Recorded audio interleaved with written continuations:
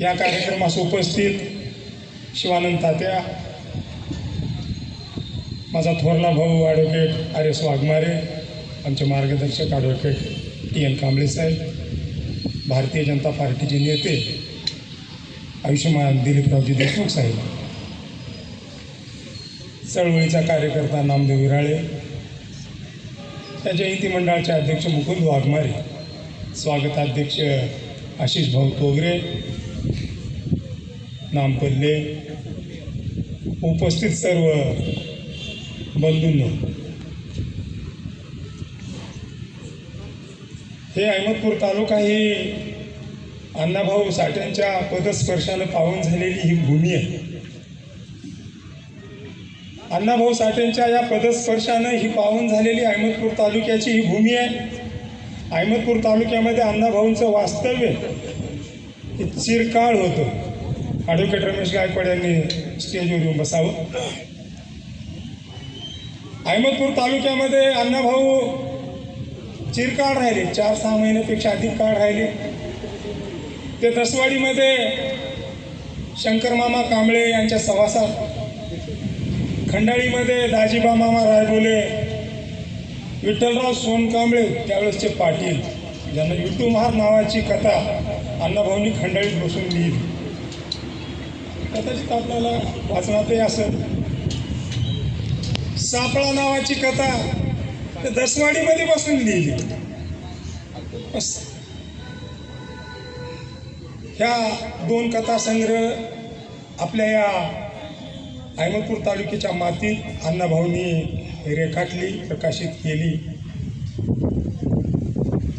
सांगण्यासारखं बरंचसं काही आहे. अलीकडच्या काळामध्ये आपण चळवळीवर जर बोलायचं ठरलं, कोणी कोणाचं ऐकून घ्यायला तयार नाही. आम्ही त्या काळामध्ये आर एस वाघमारेसोबत भांडायचो, टी एन कांबळेसोबत भांडायचो, उत्तम मानेसोबत तर टोकाचं भांडण व्हायचं आमचं. पण आमचाही मतभेद असायचे. मनभेद कधीच नव्हता. आता का भाऊ आज तरी आहे, बरोबर आहे का? माझं असं किती मी चांगलं प्रेम विराळायला माहीत आहे. मी रामनाथलाही छेडत बसतो. मतभेद आहे पण आमचा मनभेद कधीच नव्हता. द्वेष कधीच आम्ही पाळला नाही. पण अलीकडच्या काळात ही हल्लीची ही तरुण पिढी राहत नाही म्हणून सांगावं असं वाटतंय. आपण जरूर मतभेद आपला असावा, आपला वैचारिक लढा असावा, पण आपला मनभेद कधीच नसावा.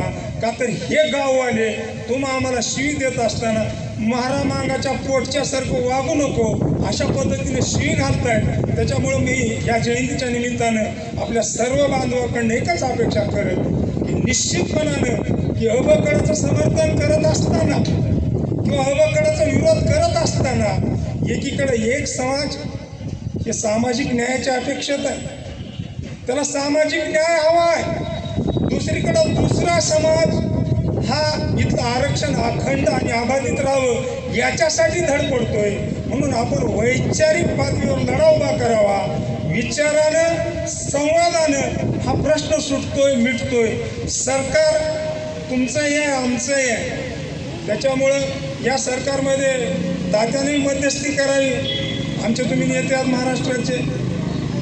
या महाराष्ट्राचा नेता आमचे दिलीपरावजी देशमुख साहेब आहेत. यांनी सरकारी दरबारी या 2 समाजामध्ये मध्यस्थी करावी ही मी या जाहीरपणाने विनंती करतो. इथंच थांबतो. जय भीम, जय भारत.